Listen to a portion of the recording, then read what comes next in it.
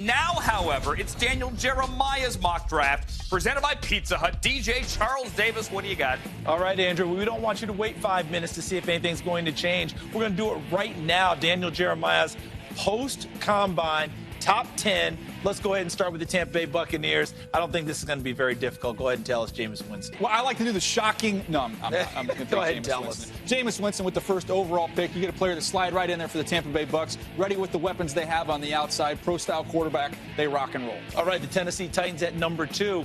There's speculation a quarterback could be in play there, which would be Marcus Mariota.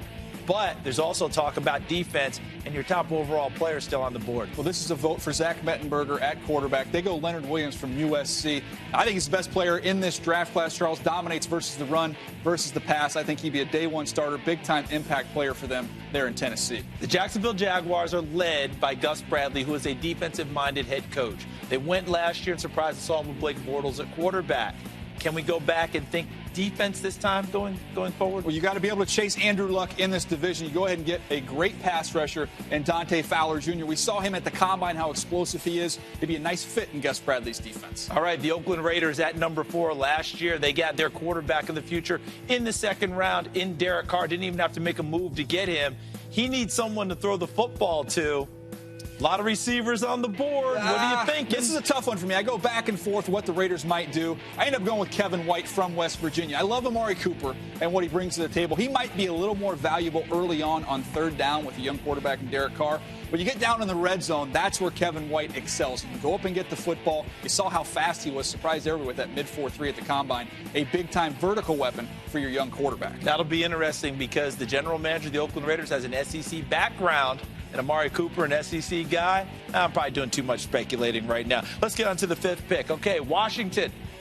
What are you thinking here? Well, I'm going to go to another edge rusher. I think this draft is loaded with edge rushers, and I'm going to go to one here in Shane Ray from Missouri. I think he's outstanding. I think he'd be a great fit there for the Washington Redskins. Brian Arakpo is up. He's a free agent. You slide in Shane Ray, you don't skip a beat. We didn't get to see Shane Ray work out at the Combine. He'll have his pro day, but boy, is he slippery getting to a quarterback. Let's go to number 6.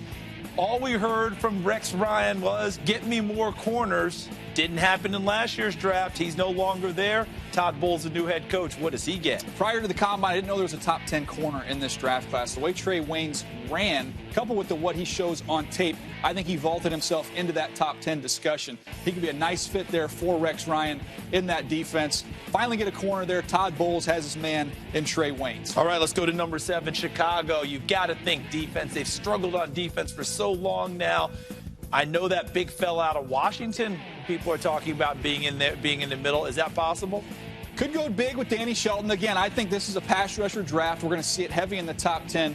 Vic Beasley, we didn't know, is he going to be 230 pounds? What's he going to weigh? Shows up at 246 at the Combine, runs in the mid-4.5s, and has all the production you could ever want at Clemson. The Bears get an edge rusher. If the Atlanta Falcons don't get an edge rusher in this draft, I think people are going to throw their hands up, aren't they? Everyone's been saying Atlanta's got to get some pressure on the quarterback. Do they go in that direction? Well, we see these edge rushers just flying off the board here in the top 10, and I think you're going to see one more go to Atlanta, and that's Randy Gregory from Nebraska, Charles. I think he'd be a great fit there. They need to get after the quarterback. He does it as well as anybody in this draft class. 235 pounds, that was a little shocking, but I think he's still a good value pick there at number 8. All right, the New York Giants, they need someone on defense, I would think. Where are you headed? Well, we could go big here for a big body, somebody that can help you versus the run and the pass. There's a couple different options I kicked around, but Malcolm Brown from Texas, I think he's one of the cleaner players in the draft. Has great tape, very productive football player. Tom Coughlin loves going big in the first round. Offensive lineman, defensive lineman. Last year they got the receiver, the skill player. They go back to the trenches this year. Is the separator between him and Shelton his movement skills? He gives you a little bit more on third down. All right, St. Louis at number 10.